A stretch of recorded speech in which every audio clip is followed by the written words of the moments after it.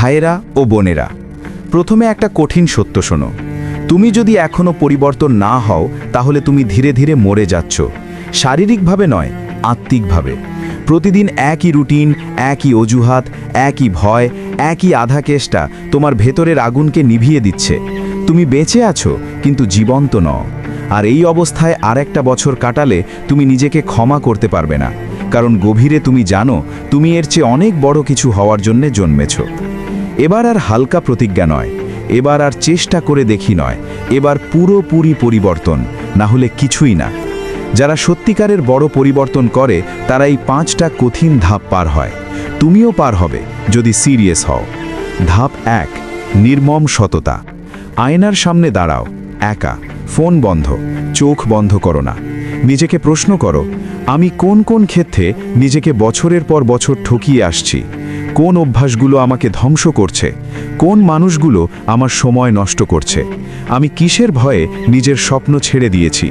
লেখো, সব লেখো, কোনো সুন্দর কথা নয়, কাঁচা সত্য। এই কাগজটা পুড়িয়ে ফেলতে পারো কিন্তু মিথ্যে বলবে না। এই ধাপ না পার হলে বাকি সব বৃথা। ধাপ 2, সম্পূর্ণ বিচ্ছেদ।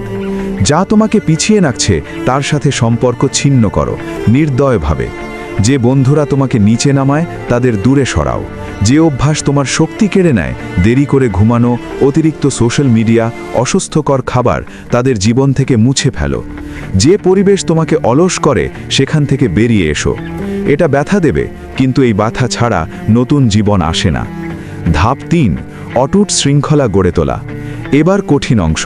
প্রতিদিন একই কাজ করো, ভালো লাগুক বা না লাগুক। সকালে নির্দিষ্ট সময়ে ওঠা, ব্যায়াম, পড়াশোনা বা স্কিল শেখা, স্বাস্থ্যকর খাবার, কোনো দিন বাদ নয়। প্রথম 30 দিন যন্ত্রণা হবে, তারপর অভ্যাস হবে, তারপর তুমি বুঝবে শৃঙ্খলাই সত্যিকারের স্বাধীনতা। ধাপ 4, অস্বস্তিকে বন্ধু বানাও। বড় পরিবর্তন মানে অস্বস্তির মধ্যে দিয়ে যাওয়া। যে কথা বলতে ভয় লাগে সেটা বলো, যে কাজ করতে ভয় লাগে সেটা করো, যে মানুষের সামনে দাঁড়াতে ভয় তার সামনে দাঁড়াও।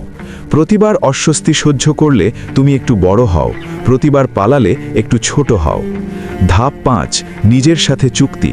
একটা কাগজে লেখো, আমি, তোমার নাম, প্রতিজ্ঞা করছি যে আমি আর পিছিয়ে যাব না। আমি প্রতিদিন আমার লক্ষ্যের দিকে এক পা এগোবো। আমি ব্যর্থ হলেও আবার উঠব। আমি কারো কাছে অজুহাত দেব না, নিজেকেও না। এই চুক্তি আমি নিজের সাথে করছি, আর এটা ভাঙলে আমি নিজেকে আর সম্মান করতে পারবো না। সই করো, তারিখ দাও, দেওয়ালে টাঙিয়ে রাখো। শেষ কথা, তুমি যদি এই পথে হাঁটো তাহলে 1 বছর পর তুমি নিজেকে চিনতে পারবে না।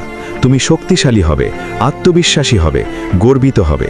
আর যারা তোমাকে আগে চিনত তারা অবাক হয়ে বলবে, এ কি, তুই এতটা বদলে গেলি কি করে? কিন্তু তার আগে যেতে হবে অন্ধকারের মধ্যে দিয়ে, একা, কঠিন, নির্দয়। তুমি প্রস্তুত তো? তাহলে আজ থেকে শুরু, এখনই। কোনো অপেক্ষা নয়, কোনো অজুহাত নয়, কেবল পরিবর্তন। তুমি পারবে, কারণ তুমি এর জন্যেই জন্মেছ।